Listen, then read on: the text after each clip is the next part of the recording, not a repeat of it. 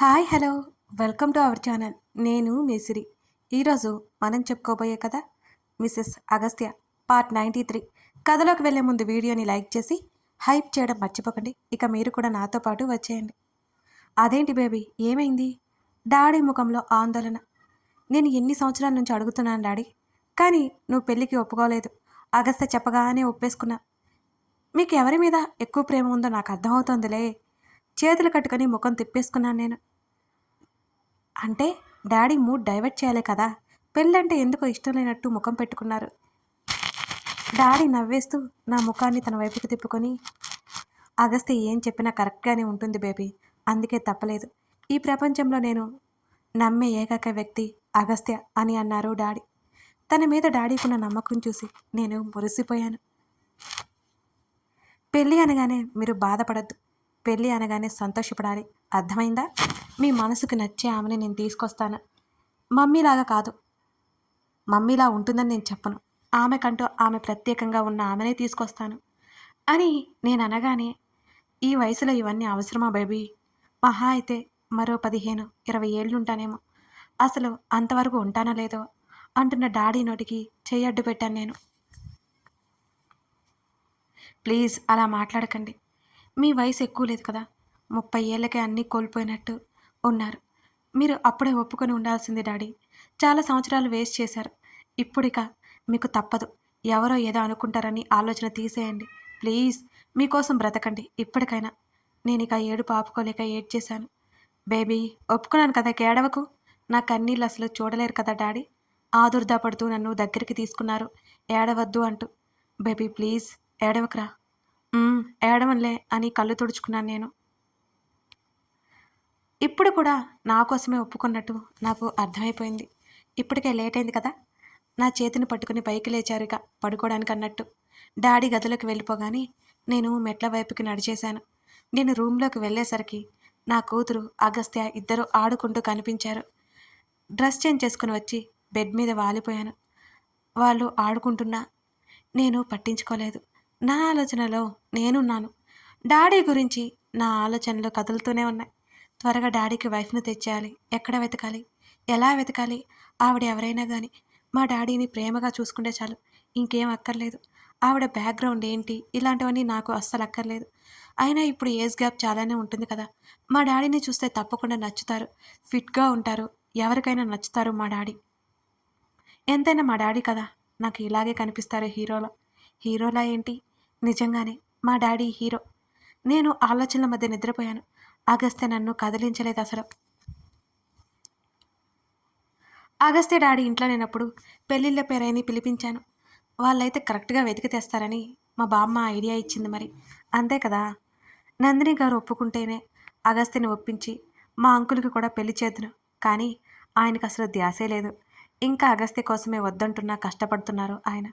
పెళ్ళిళ్ళ పేరయ్య నాకు కొన్ని ఫోటోలు చూపించారు. ఒక ఆవిడకి భర్త పోయాడు, కొడుకు ఉన్నాడు అని. నేను గుర్రుగా చూశాను. ఏంటమ్మా అన్నాడు. నా చూపులకి బెదిరిపోయి ఆయన, ఎటువంటి చీకు చింత లేని ఆవిడ్ని చూడండి ప్లీజ్. మా డాడీకి ఆవిడకి మధ్య ఎటువంటి డిస్టర్బెన్స్ రాకూడదు.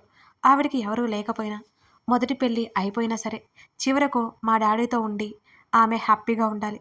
గయ్యాలు ఆవిడని మాత్రం తీసుకురాకండి. ఎందుకంటే ఆవిడకి నాకు రోజు గొడవ అయితే మా డాడీ అల్లాడిపోతారు అనగానే నోరు తెరుచుకొని చూస్తుండిపోయారు ఆయన. సరేనమ్మా, నాకు తెలిసిన ఒక అమ్మాయి ఉంది. వయసు 30కి పైనే ఉంటుంది. పెళ్ళి కూడా కాలేదు. ఆయన పూర్తి చేయకుండానే, అదేంటి ఇంతవరకు పెళ్ళెందుకు చేసుకోలేదు అని అడిగాను, కాస్త ముందుకు జరిగి ఆతృతగా. ఆ అమ్మాయికి ఒక తమ్ముడు, ఒక చెల్లి ఉన్నారు. చిన్నప్పుడే తల్లిదండ్రులు పోయారు. వాళ్ళని పెంచి పెద్ద చేసి చదివించింది. వాళ్ళ పిల్లల్ని చూసుకుని జీవితాన్ని అలా గడిపిస్తుందట. ఆ అమ్మాయి మా ఇంటికి దగ్గరలోనే ఉంటుంది. నేను ఎన్నోసార్లు హెచ్చరించాను కానీ జీవితాన్ని పాడు చేసుకుంటావని, ఎందుకమ్మా అని. పెళ్లి ధ్యాస లేదని చెబుతుంది. 35 వరకు ఉండొచ్చు అని అన్నారు ఆయన. ఇప్పుడు వాళ్ళ చెల్లి తమ్ముడు ఎక్కడ ఉన్నారు మరి అని అడిగాను ఆతృతగా. ఇంకా వాళ్ళ కోసమే కష్టపడుతుంటే నాకు నచ్చలేదు. ఆమెకంటూ ఒక లైఫ్ ఉంటుంది కదా. విదేశాల్లో స్థిరపడిపోయారమ్మా. ఇప్పుడు ఆ అమ్మాయి ఒక్కటే ఉంటుంది. వాళ్ళ దారి వాళ్ళు చూసుకున్నారు. ఆ అమ్మాయిని పాపం వదిలేశారు, పట్టించుకోలేదు ఎవరు. ఈ అమ్మాయికి మాత్రం వాళ్ళంటే ప్రేమ. కనీసం సంవత్సరానికి ఒక్కసారైనా రారు కూడా. ఈ అమ్మాయి వెళ్ళదు. ఫోన్‌లో చూసుకోవడమే. ఇవన్నీ మా ఇంటావిడ చెబుతుందమ్మా. ఎంతమంది చెప్పినా వినట్లేదు పాపం అని అన్నారు. మరి ఆమెకి బ్రతకడానికైనా ఏం ఉద్యోగం చేస్తుంది అని అడిగాను నేను. ప్రైవేట్ జాబే తల్లి. చిన్న ఉద్యోగమే. నాకు వివరాలు పెద్దగా తెలీవు. ఉదయం 9 గంటలకి వెళ్ళి సాయంత్రం 5 గంటలకి ఇంటికొస్తుంది. ఎవరితోనూ ఎక్కువగా కలవదు అని అన్నారు. నాకు ఆవిడ గురించి ఎందుకో పాజిటివ్ ఒపీనియన్ వచ్చేసింది. ఫోటో ఉందా మీ దగ్గర అని అడిగాను మరింత ఉత్సాహంగా. లేదమ్మా, నేను అడిగితే ఇవ్వలేదు అని అన్నారు ఆయన. ఎలాగైనా ఫోటో తీసుకురండి, నాకు చూడాలని ఉంది అని అన్నాను. ఇవ్వదు తల్లి, దూరం నుంచి తీయాలి ఒకటి ఫోటో. ఒకవేళ నేను ఫోటో తీసుకున్నట్టు తెలిస్తే నన్ను చంపేస్తుంది అని అన్నారు ఆయన కాస్త భయంగా. అదేంటి, ఆమె సైలెంట్ కాదా? ఉలిక్కిపడి అడిగాను. ఎవరి జోలికి వెళ్ళదు, తన జోలికి వస్తే ఊరుకోదు. అలా ఉంది కాబట్టి ఈ సమాజంలో బ్రతకగలుగుతుంది అని అన్నారు. సరే, మీరు ట్రై చేయండి, కుదరకపోతే ఆలోచిద్దాం అంటూ ఆయన్ని పంపించి ఆలోచనలో పడ్డాను నేను. ఓ రోజు డాడీ ఇంట్లో లేరు, ఫ్రెండ్స్తో వెళ్ళారు. మా డాడీకి ఫ్రెండ్స్తో తిరగడం ఎక్కువైంది. రేపు మమ్మీ వస్తే కష్టం అవుతుంది, మెల్లిగా మాన్పించేయాలి ఈ అలవాటు. అగస్త్య పక్కన కూర్చొని నేను విషయం చెప్పాను. అవికి తినిపిస్తున్నాడు తను. కొంచెం ఎక్కువైనట్లేదు అని అన్నాడు నన్నే చూస్తూ. ఏంటి, తన వైపు కోపంగా చూశాను నేను కూడా. అదే కొంచెం ఉప్పు ఎక్కువైనట్లు లేదు అవి అని కూతురుతో అంటున్నాడు అగస్త్య. నీకు వెటకారం బాగా ఎక్కువైంది, కానీ నేను చెప్పేది విను అని అంటూ తన చేతిని పట్టుకొని ఊపేశాను. అది చూసి నా కూతురు రయ్యమని వచ్చింది. నా చేతిని విసిరికొట్టింది. నా చెంప మీద పనిలో పని ఒక దెబ్బ కూడా వేసింది పిల్ల రాక్షసి. నేను దానివైపు ఉరిమి చూసి ఒక దెబ్బ వేసేంతలో ఆపేశాడు అగస్త్య. ఇంత లేదు, ఇది నన్నే కొడుతుందా అని నేను గట్టిగా అరవడంతో వాళ్ళ డాడీని వెళ్ళి కరుచుకుంది అవంతి.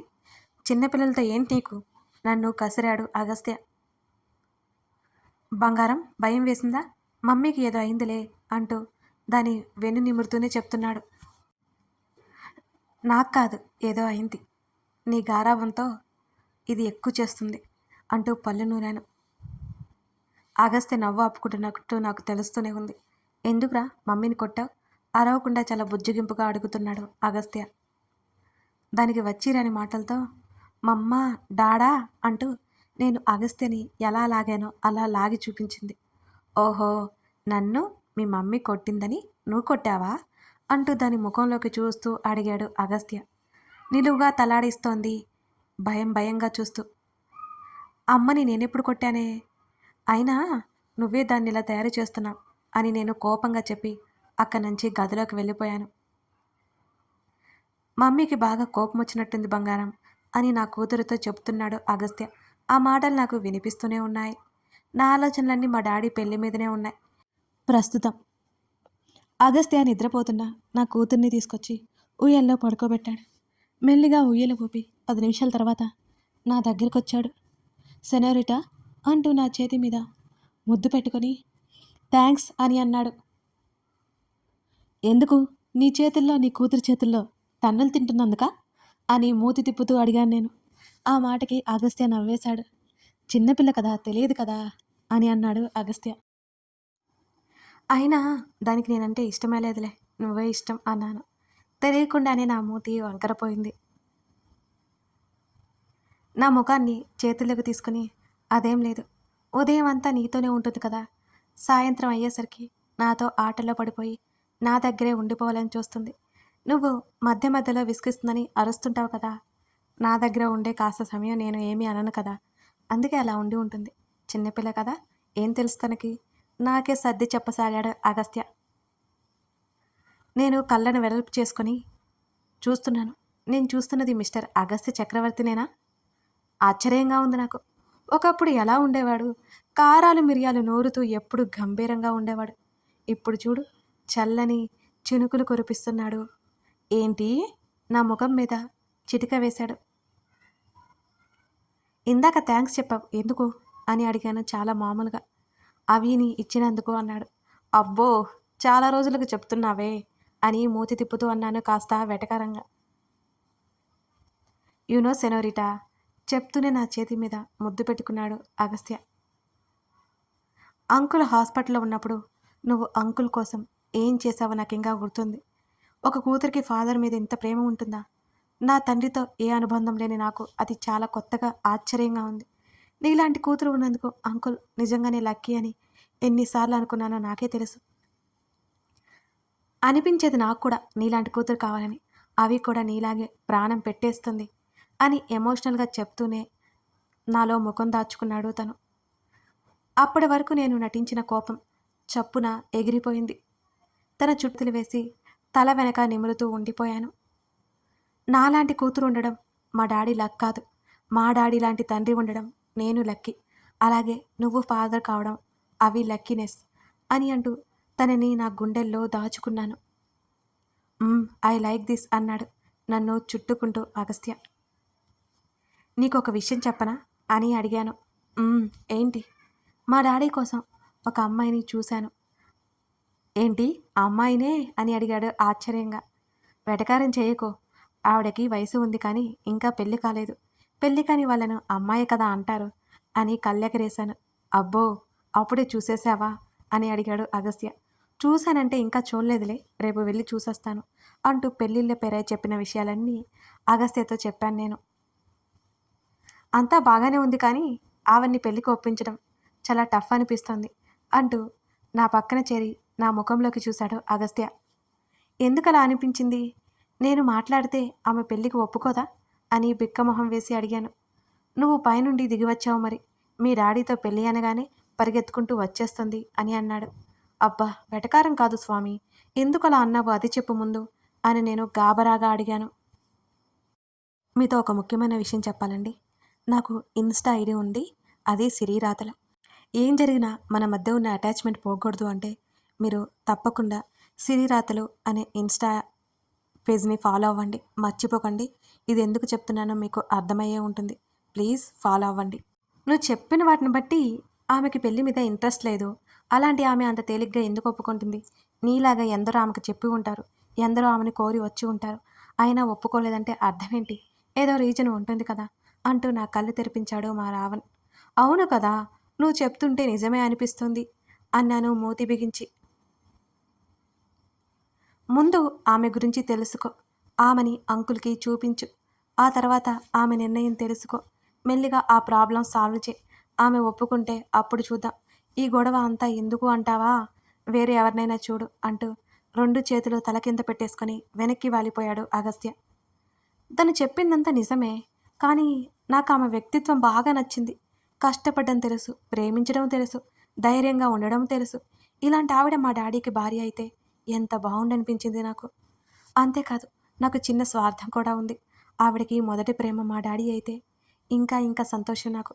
కానీ ఆవిడ మా డాడీని ఒప్పుకుంటుందా? ఆయనకి పెళ్ళైపోయింది. మా డాడీ చూడ్డానికి బాగుంటారు, కానీ ఆయనకి చెట్టంతకు కాకపోయినా ఓ మొక్కంతైనా ఉన్న కూతుర్ని నేనున్నానని తెలిస్తే ఆమె ఎలా ఫీల్ అవుతుంది? ఆలోచనల మధ్య నాకు అసలు నిద్ర కరువు అవుతుంటే నన్ను కసిరి దగ్గరికి తీసుకున్నాడు అగస్త్య.